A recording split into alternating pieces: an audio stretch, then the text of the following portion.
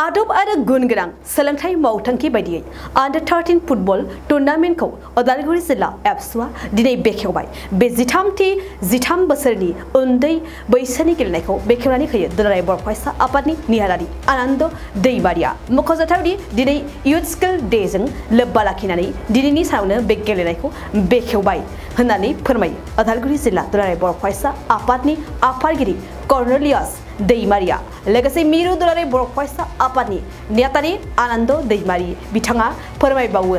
बे गेलेनायनि गेजेरजोंनो लाइमोनफोरनो जिउ राहा होनो नाजानायनि थांखिजों बे गेलेनायखौ होनाय जादों होनना फोरमायो। हाबाफारिखौ जागायनायाव आफादगिरि फिरफिलाखौ बिरहोयो उदालगुरि जिल्ला एबसुनि आफादगिरि कर्नेलियास दैमारिया। बड'फा सावगारियाव बिबार बावो मिरु एबसुनि लोगो सोलोंथाइ नेहाथारि रमिय' कुमार बसुमतारी आरो मुंख्लंफोरनो बिबार बावजेनगिरि महरै मिरु एबसुनि सासे नेहाथारि लहित चन्द्र बर' बिथांमोनहाबो बाहागो लायो। जोलुर गेलेनाय बेनि गेजेरजों मा थांखि लानानै दिनै उदालगुरि जिल्ला दुलाराय बर' फरायसा आफादनि बानजायनायाव हरिसिंगा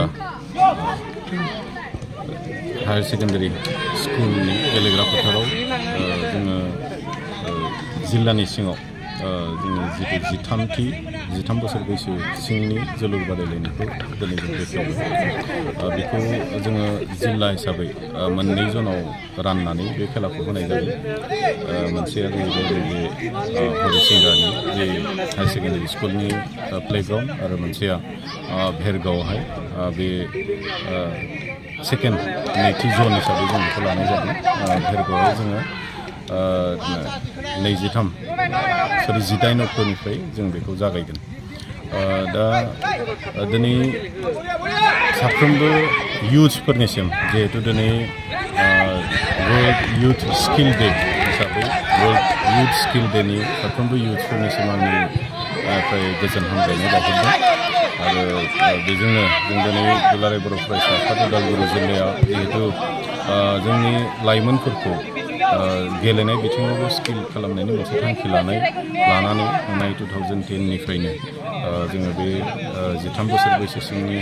जे जोलुर बादायलायनाय बेखौ जों होबोदों। आरो बे लेखायैनो जोंनि जिल्ला सिङाव जथेस्थ'खिनि माने खेला धुला बा फुटबल बे बिखय प्रति अननाय आरो खेलानि प्रति मोजां मोननाया दिनै जाबोदों। आरो बे लेखायैनो जोंनि माने उदालगुरि जिल्लायाव अभारअल माने फुटबल हिसाबै जथेस्थ'खिनि मोनसे उत्सब हिसाबै जों गेलेनायखौ जों नुनो मोन्दों। आरो जोंनि नैबे 13 बैसो सिंनि जिथु फुटबल गेलेनाय बादायलायहोनाय बेफोरबो माने बे जोंनि उदालगुरियाव जे फुटबला दिनैसिमहालागै खोब ग्रोम ग्रोमै गोथाङै दङ थांनानै दङ बिनि मोनसे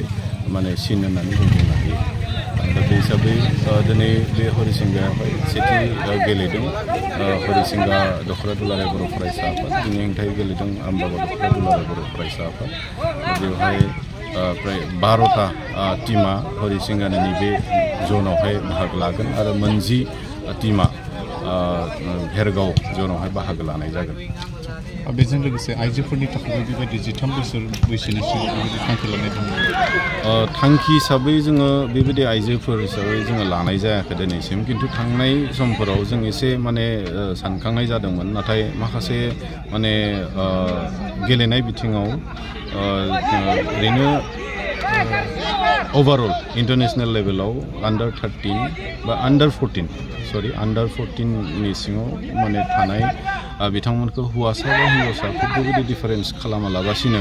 बिथांमोनखौ जों नुनो मोन्दों जयैनो हौवासा हिन्जावसा एखे टिमावनो जयै अंडर 14खौ गेलेहोनाय जायो। दा बेखौ लानानै जों एसे सिन्था खालामनाय जादों। दासिमहालागै खोब बेबायदि हिन्जावसाफोरनि थाखाय बेबायदि माने हुखिया बेबायदि सिन्था खालामनाय जायाखै। खिन्थु फैबाय थानाय समाव जोङो माने नैबे जिथु अंडर 13 फुटबल गेलेनाय बेयावनो जों हिन्जावसाफोरखौबो 2 3 हिसाबै सोसनलांनानै गेलेहोनो हायो नामा बेखौ जों एसे सिन्था खालामनाय जादों। दिनै हरिसिंगा हायार सेकेन्डारि स्कुलनि गेलेग्रा फोथार दा बेयाव उदालगुरि जिल्ला दुलाराय बर' फरायसा आफादा 13 बोसोर बैसोनि 13 खेबनि थाखाय दिनै बेखेवजेनबाय जोलुर बादायलायनाय हाबाफारिखौ। दा बेयाव आङो बेखेवगिरि महरै जोबोद गोजोननाय मोनदों। दिनैनिफ्राय प्राय 14 बोसोर सिगांनिफ्राय उदालगुरि जिल्ला दुलाराय बर' फरायसा आफादा बे अंडर 13 फुटबल टुर्नामेन्टखौ उदालगुरि जिल्ला हिसाबै होबोबाय थानाय जादोंमोन दा बेयावनो बिनि गेलेगिरिफ्रा गोबांथारा फुटबलावनो मोनसे स्किल गोनां जों जाबोबाय आरो माखासेफ्रा बे फुटबलनि गेजेरजोंनो गोबांथार सेंग्राफोरा गावनि जे केरियार बे केरियारखौ बानायबोनाय नुनो मोन्दों आरो फैबाय थानाय समावबो बे थांखिजोंनो उदालगुरि जिल्ला दुलाराय बर' फरायसा आफादा जोंनि बर' जि जेनेरेसन बेखौ मोनसे गेलेनायाव मोनसे स्किल गोनां जाहाथे खालामनो हायो बे उद्देश्यजों गोदोनि दैदेनगिरि बिथांमोना बेखौ जागायजेनदोंमोन दा बेखौ दिनैनि जों दैदेनगिरिफ्रा गासैबो बेखौ मोनसे जिखिनि mission skill and quality education बिनि गेजेरनि जोहै बेखौ आरोबाव मजबुत खालामनानै जोंनि गेजेराव जिहेतुके फैबाय थानाय जेनेरेसना जिखिनि एन्टि ससियेल जि एक्टिभिटिस बेखौ गैया खालामनानै गाव मोनसे राफोद सासे देहायारि सुबुं आरो बेनि स्किल गोनां सासे सुबुं हिसाबै जाहाथे दानो हायो बे उद्देश्यजों उदालगुरि जिल्ला दुलाराय बर' फरायसा आफादा होबोबाय थादोंमोन नाथाय दुलाराय बर' फरायसा आफादाबो थांनाय बोसोरनिफ्राय बे आन्डार 13 फुटबल टुर्नामेन्टखौ होबोनाय जाबाय उद्देश्यआ बेनो जोंनि यंगस्टार्सफोरा जाहाथे बिनि गेजेरजों गाव जिउ राहाबो मोनसे दानो हायो आरो जोंनि गेजेराव जोंनि समाजाव गासै सुबुंफोरानो मोनसे जोंनि जि समाजनि लाइमोनफोरा मोनसे स्किल गोनां जाहाथे गेलेनायखौ आयदाफोरखौ लांफाबाय थानो हायो फरायनायनि गेजेरजों बे उद्देश्य दुलाराय बर' फरायसा आफादा होबोबाय थादों आरो बेयाव हौवासाफोरनि थाखायल' होनाय जादोंमोन थांनाय बोसोर आरो दुलाराय बर' फरायसा आफाद हिसाबै सावरायनाय जादों हिन्जावसा गथ'फोरखौबो बे आन्डार 13 फुटबल टुर्नामेन्टआव इनभल्भ खालामनायनि जुजाखौ खालामबोबाय थानाय जादों फैगौ समफोराव बेखौ हिन्जावसाफोरनि थाखायबो खालामनाय जागोन बेखौ जोंनि दुलाराय बर' फरायसा आफादनि मजियानिफ्राय सावरायलायनायनि गेजेरजों जागोन बेखौ आं नोंथांमोननो दिनै आङो फोरमायनो मोननानै गोजोननाय मोन्दों आरो बेखौनो जोङो नुबोदों जोंनि उन्दै उन्दै फरायसाफ्रा ओरैनो गरम बन्द हिसाबै थानानै बेकार हिसाबै थानानै माखासे जि मावनाङै खामानिफोरखौ मावबोदोंमोन नाथाय बे रोखोमनि जोंनि दखराफोरजों थांनाय 10 दिन 15 दिन 20 दिन सिगांनिफ्राय अर्थात मास मोनसे सिगांनिफ्रायनो दखराजों खाथि सोमोन्दो थानानै बेलासे समाव कचजों सोलोंनाय हाबाफारिफोरा जाबोदों आरो बेजोंनो दिनै गेलेनो मोनबाय आरो बे थांनाय 2 मास 3 मासआसो बोसोराव खनसे बे रोखोमनि गेलेनाय हाबाफारिया सोलियोबा बोसोरफ्रोमबो बे रोखोमनि जाबोयोब्ला जोङो निस्सय फैबाय थानाय समाव बर' हारिनि जि यंगस्टार्सफोरखौ जोङो गेलेनायाव फारसे जोबोद मुखुब जानाय जों नुनो मोनगोन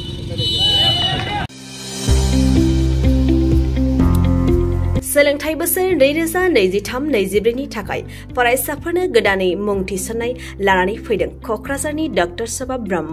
मिउजिक आरो फाइन आर्ट्स कलेजआ क'क्राझार सहरजों नांजाबनाय हाब्रुबारियाव थानाय बिटिआरनि गंसेल' डक्टर सभा ब्रह्म